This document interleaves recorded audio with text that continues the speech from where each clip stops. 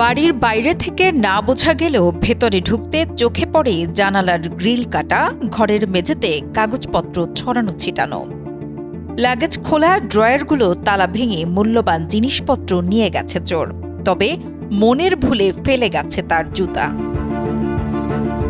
ব্রাহ্মণবাড়িয়া নবীনগর পৌর বিএনপির সাধারণ সম্পাদক মাসুদ রানার বাড়িতে চুরির ঘটনা ঘটেছে।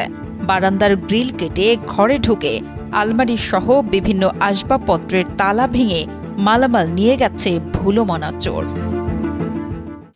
এই বাড়ির মালিক মাসুদ রানা, নবীনগর পৌর বিএনপির সেক্রেটারি।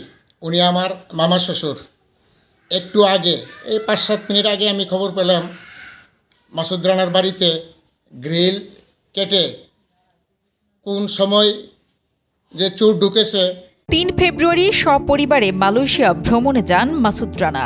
এরপর থেকে বাড়ির প্রধান ফটক তালা দেয়া।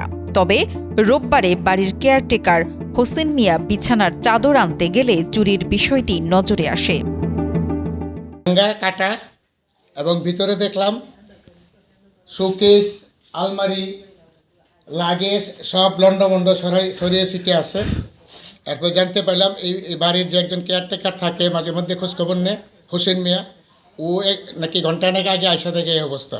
চোর চক্রটি গ্রামের কাউকেই শান্তি দিচ্ছে না বলে জানায় মাসুদ রানার চাচাতো ভাই সোহাগ।